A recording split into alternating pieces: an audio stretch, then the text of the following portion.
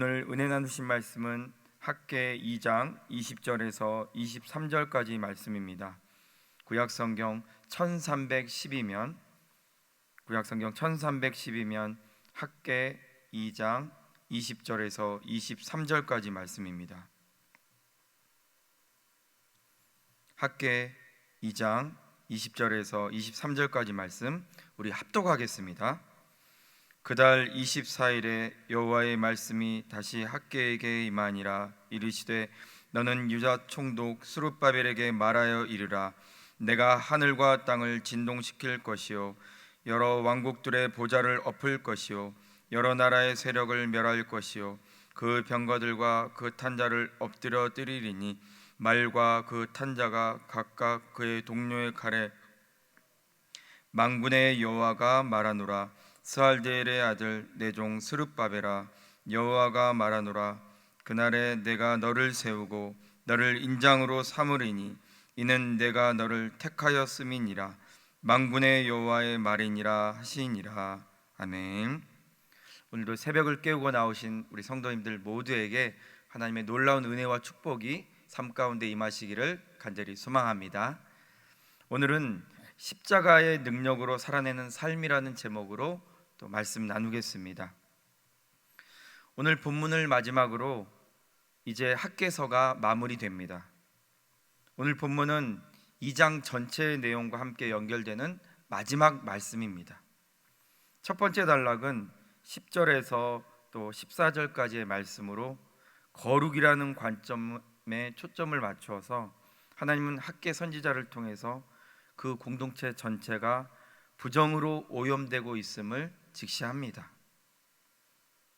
두 번째 단락은 15절부터 19절까지 말씀으로 성전을 재건하는 일은 단순히 건물을 세우는 것이 아님을 말씀하십니다.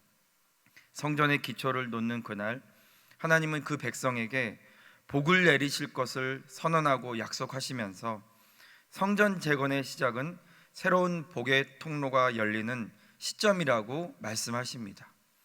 그리고 마지막 단락 오늘 본문인 20절과 23절은 말씀합니다. 오늘 본문은 스룹바벨 한 사람에게 집중하고 있습니다. 하나님은 성전 재건을 주도해 나갈 인물로 스룹바벨을 선택하시고 또 그를 통해 하나님 나라의 공동체 미래가 어떻게 펼쳐질 것인가를 예고하고 계시는 장면입니다. 학개서의 이 마지막 단락은 성전의 지대를 쌓기 시작한 그날 하나님이 선지자 학개를 통해 스룹바벨에게 주신 신탁으로 마무리되고 있습니다. 이 단락의 초점은 스룹바벨이 어떤 일을 했는지를 알리는 데 있지 않고 하나님이 그를 어떤 사람으로 세우셨고 그 결과 스룹바벨이 장차 하나님 나라의 역사 속에 어떤 인물로 자리매김하게 될 것인가를 선포하는 데 있습니다. 23절 말씀을 보면 하나님은 스룹바벨을 세워 인장으로 삼는다고 말씀하십니다. 우리 다 같이 23절 말씀 읽겠습니다.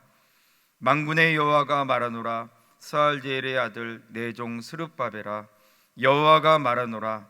그날에 내가 너를 세우고 너를 인장으로 삼으리니 이는 내가 너를 택하였음이니라. 만군의 여호와의 말이니라 하시니라. 아멘. 하나님이 스룹바벨을 인장 반지로 삼으신 이유를 분명하게 말씀하고 있습니다. 그것은 무엇입니까? 스룹바벨, 너를 선택하셨기 때문이라는 것입니다. 여기서 선택하다의 바하르라는 말은 시험하다, 선택하다, 결정하다라는 뜻을 가지고 있습니다.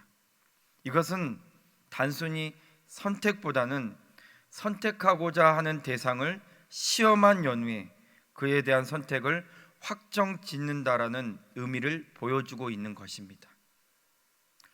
사도 바울도 이와 같은 선택의 모습을 하는 것을 우리가 디모데전서에서 볼 수 있는데요. 디모데전서 3장 10절은 이렇게 기록되어 있습니다.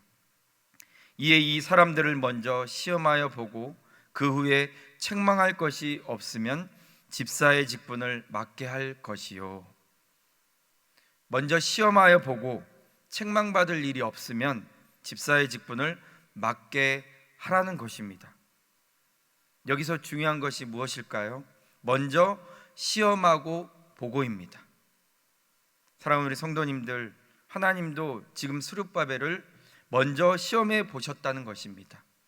시험해 보고 난 후 그를 선택하셨다는 것입니다. 그냥 선택하신 정도가 아니라 그를 하나님의 인장으로 선택하셨다고 만방에 공포하고 계십니다. 그리고 스룹바벨이 중심이 되어 재건하게 될 성전은 장차 하늘과 땅을 진동시키는 사건이 될 것이며 하나님 나라의 역사를 이루어갈 시점이, 그 시작점이 될 것이라고 말씀하고 계시는 것입니다. 저는 오늘 이 23절의 말씀, 하나님이 스룹바벨을 시험해 보신 후에 그를 선택하셨다는 말씀을 통해 우리를 좀 점검해 볼 수 있기를 간절히 소망합니다. 첫째, 우리는 작은 것부터 십자가의 능력으로 살아내는 그 믿음이 되어야 합니다. 리차드 백스터라는 시인은 이런 고백을 합니다. 하나님께서 당신을 지금 있는 곳에 촛불로 사용할 수 없다면 다른 곳에서 등대로 당신을 쓰실 거라고 기대하지 말라 하고 말입니다.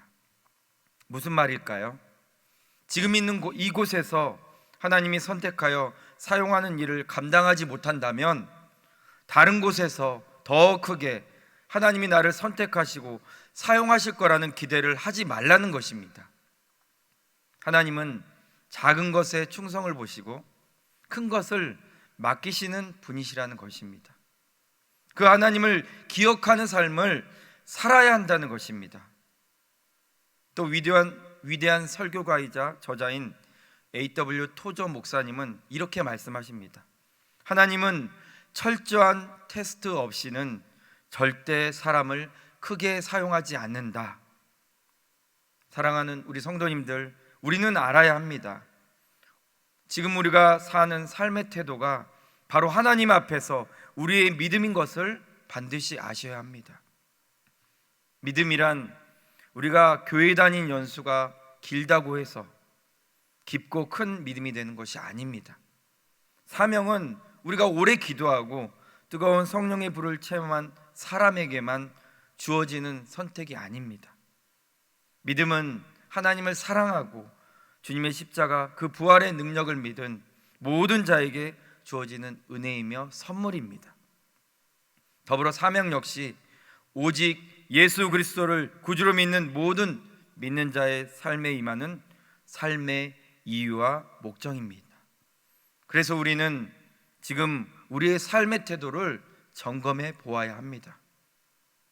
하나님은 테스트 없이 절대 사람을 크게 사용하지 않는다. 사랑하는 우리 성도님들, 토조 목사님의 이 말씀은 우리에게 깊은 울림이 되어야 합니다. 하나님은 지금도 우리의 삶을 흔들어 보시는 테스트를 하실 것입니다. 끝까지 하나님을 내가 사랑하는 자인가? 끝까지 저 사람이 하나님의 말씀을 신실하게 신뢰하는 자인가? 로마서 4장 3절을 보면 아브라함이 하나님을 믿음에 그것이 그에게 의로 여겨진 바 되었느니라 라는 말씀이 기록되어 있습니다. 여기서 그에게 의로 여겨지다 라는 뜻은 아브라함이 하나님의 신실하심을 믿었다는 말씀입니다. 사랑하는 우리 성도님들, 우리가 십자가의 능력을 가진 삶을 살아내는 태도가 여기에 있습니다. 아브라함의 믿음, 그것입니다. 하나님의 신실하심을 믿은 그 아브라함의 믿음의 태도가 우리의 삶의 태도가 되어야 합니다. 하나님은 살아계시고 그 말씀이 여전히 성취되고 있다는 그것을 믿는다면, 그 신실한 믿음이 있다면 우리는 오늘 하루 신실한 믿음의 삶을 살아내야 합니다. 어떻게 해요?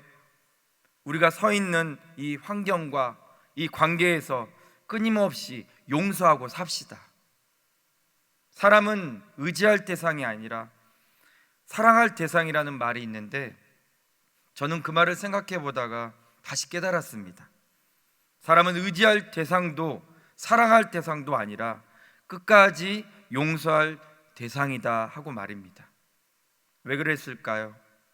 우리 모두는 죄인이기 때문에 우리가 서로 사랑할 수 있지만 쉽지 않다는 것을 깨달았기 때문입니다. 그래서 오직 우리가 의지하고 사랑할 대상은 우리 주님밖에 없고 우리는 서로 끊임없이 용서해 주기를 힘쓰는 관계여야 함을 깨달았습니다. 사랑하는 우리 성도님들, 오늘 하루 우리 서로를 끊임없이 용서해 줍시다. 그럴 때 진정한 하나님의 사랑과 위로가 우리를 통해 흘러나가는 믿음의 역사, 하나님의 신실하심의 역사가 나타날 줄 믿습니다. 오늘도 그 믿음으로 용서하기를 더욱더 힘쓰시고 애쓰는 삶 살아내시는 우리 성도님들 되시기를 주님의 이름으로 축복합니다. 둘째는 하나님의 뜻은 나를 통해 이루어짐을 믿는 삶을 살아내셔야 합니다. 사랑하는 우리 성도님들, 제가 신방을 하다가 이런저런 상담을 하다 보면 이렇게 말씀하시는 분들이 가끔 있습니다. 목사님, 제가 뭘 할 수 있겠어요? 저는 그냥 교회에서 예배만 참석하는 믿음이에요. 제가 뭘 할 수 있는 건 아무것도 없는 것 같아요. 다른 사람은 할 수 있을지 몰라도 저는 못해요 하고 말씀하시는 분들을 만나게 됩니다. 그런데 아닙니다. 우리 하나님의 능력을 우리가 과소평가하고 있기 때문에 나오는 말씀입니다. 고린도전서 1장은 분명하게 우리에게 말하고 있습니다. 하나님은 세상에 미련한 것을 택하사 지혜 있는 자들을 부끄럽게 하시고 약한 것들을 택하사 강한 것들을 부끄럽게 하시고 세상에 천한 것들과 멸시받는 것들과 없는 것들을 택하사 있는 것들을 패하게 하신다. 이것은 아무도 하나님 앞에서 그가 가진 것을 자랑하지 못하게 하기 위함이라 하고 말입니다. 사랑하는 우리 성도님들, 우리가 하나님의 일을 감당하는 능력은 우리에게 있지 않습니다. 형제 중 가장 인정받지 못했던 다윗을 선택해 사울을 이어 왕으로 삼으신 분은 하나님이시고 하나님이 선택하셨습니다. 사무엘상 16장 1절을 보면 하나님은 다윗을 선택하실 때 사무엘에게 분명하게 말씀하십니다. 베들레헴 이새에게 가거라. 내가 그의 아들 중에 한 왕을 보았느니라. 보았다고 말씀하십니다. 우리의 능력으로 하나님의 뜻을 이루는 것이 아닙니다. 우리의 믿음으로 하나님의 뜻을 이루는 것입니다. 그러니 나는 아무것도 할 줄 모른다고 말하지 말고 나는 오직 하나님의 영광을 위해 삽니다 라고 고백해야 합니다. 그리고 나는 할 수 없으니 주님의 신실하심이 나로 일하게 하실 것입니다 하고 고백하는 믿음으로 나아가야 합니다. 사랑하는 우리 성도님들, 스룹바벨을 선택하신 하나님, 그를 선택하시기 전에 그를 시험하시고 선택하신 그 하나님께서 사랑하는 우리 성도님들의 삶을 감찰하실 때 믿음의 선택을 받은 자들이 되시기를 주님의 이름으로 축복합니다.